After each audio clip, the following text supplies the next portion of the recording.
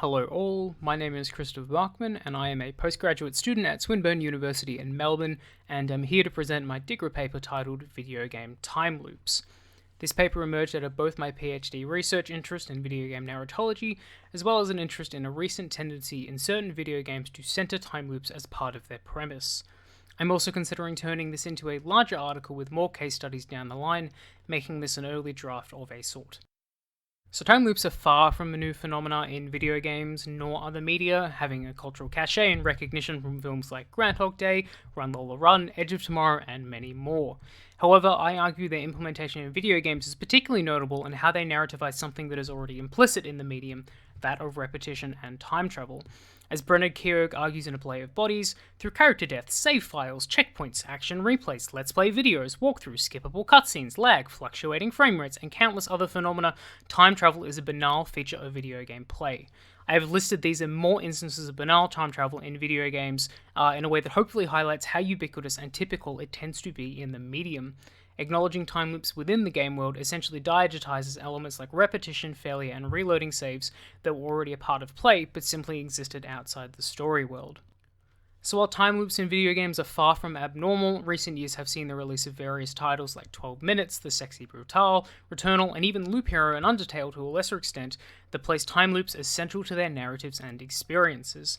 I hesitate to call this a trend just based on a handful of examples across different years, budgets, and genres, but it does speak to a tendency for recent video game stories to acknowledge and engage with the specific affordances of the medium, in this case, repetition. So in this presentation, I offer a close analysis of the time loops and their significance in two titles, Outer Wilds and Deathloop. These two have been chosen both because of their central premises, but also for being two relatively recent and well-received titles that I believe indicate two different but complementary ways to implement time loops in video games. I aim to explore the significance of their time loops and what they indicate about the concepts in video games more broadly. Also, a word of warning up front, but I will be discussing major plot details in both games, as well as in Deathloop's case, showcasing some stylized violence. Alright, so let's start with Outer Wilds.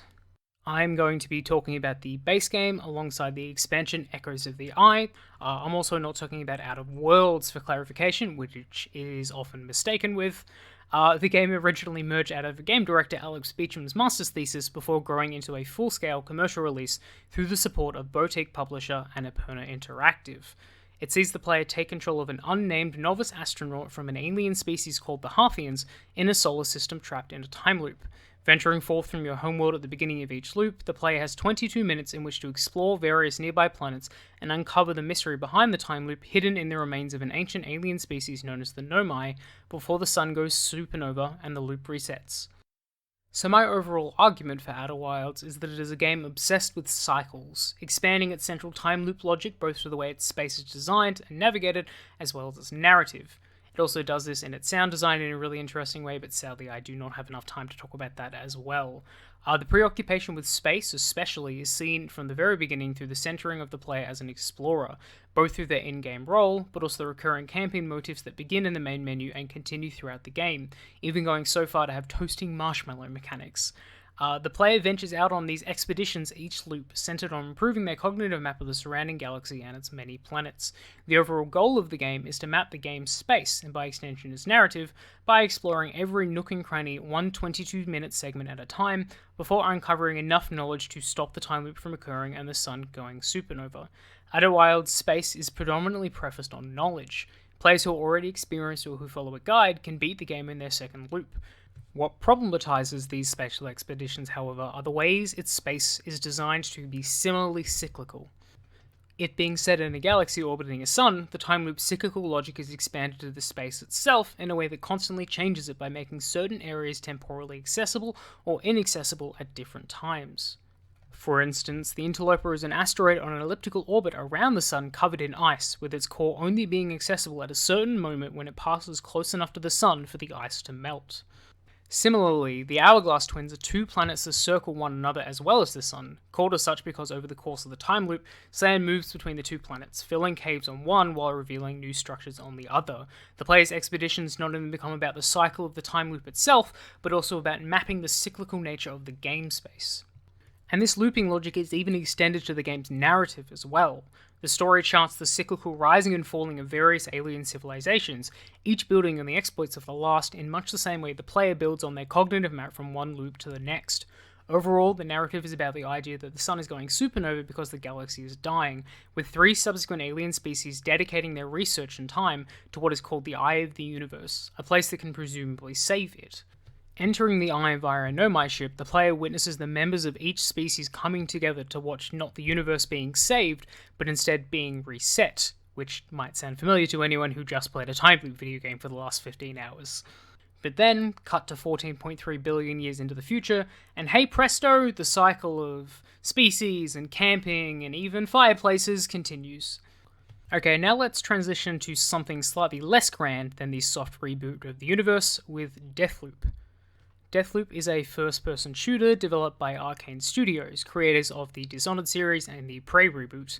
It follows the player as Colt Vaughn, an amnesiac trapped in a time loop on an island called Blackreef, who is tasked with breaking the loop by killing the 8 heads of the Eon program, the current controllers of the island, in a single loop. Colt and Juliana, an assassin dedicated to hunting Colt down, are the only 2 people whose memories do not get reset each loop, meaning that in order to break the loop, Colt and the player must learn the patterns of behavior of each target in order to line them all up in one day and achieve the perfect loop that will see it broken. The way the loop itself works sees the day being broken into morning, noon, afternoon, and night, and Blackreef being broken into 4 districts, meaning the player can choose which district to go to at which time of day. There is no time limit like Outer Wilds, which means the player can stay in each district for as long as they please. Deathloop's time loop, while an execution does overlap with Outer Wilds in certain regards, is more interested in pleasure, I would argue. Blackreef as a setting is both narratively and for the player, establishes a hedonistic playground that allows its inhabitants to pursue pleasure and violence free of consequences thanks to the safety of the time loop. The player is encouraged, both through the time loop feature but also through the 2 extra lives Colt starts every loop with, to explore and experiment with the game's variety of weapons and abilities in excessive and violent ways. This is further evidenced by the design of the game's space that combines Art Deco aesthetics with an emphasis on parties and wanton destruction.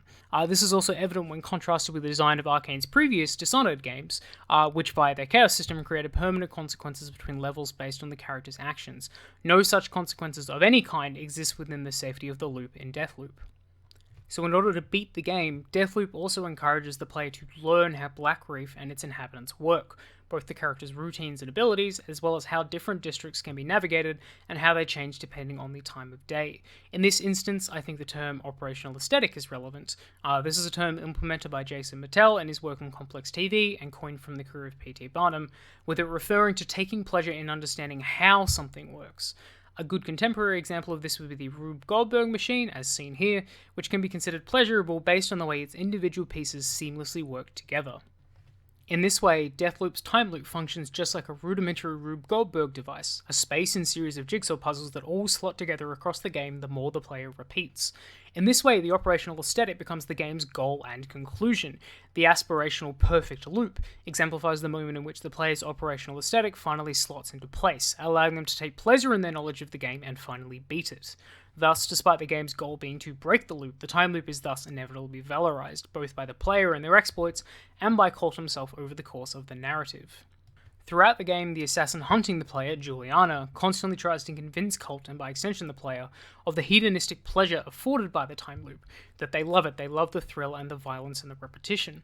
This is further reinforced by one of the game's endings, the supposed good ending, which sees Colt discovering Juliana is actually his fully grown daughter and decides, rather than killing her, to not break the loop and instead use it to get to know her again. The time loop thus becomes a site of reconciliation rather than something to be liberated from, a new beginning for Colt and Juliana over and over and over again rather than an end. Deathloop's time loop is thus inevitably valorized, both by the game's goal and by its conclusion. So in summary of both games, Outer Wilds' time loop extends its cyclical logic both into how its space is designed but also into its narrative, and Deathloop's time loop becomes a site of prowess and pleasure. Both games highlight the way time loops in video games can interact with the way space and narrative are designed, as well as being a lens through which we begin to glimpse more widely how repetition and time loops work in video games more broadly, as incentivizing exploration and pleasure. Thank you very much, and hopefully I am now available to answer questions afterwards.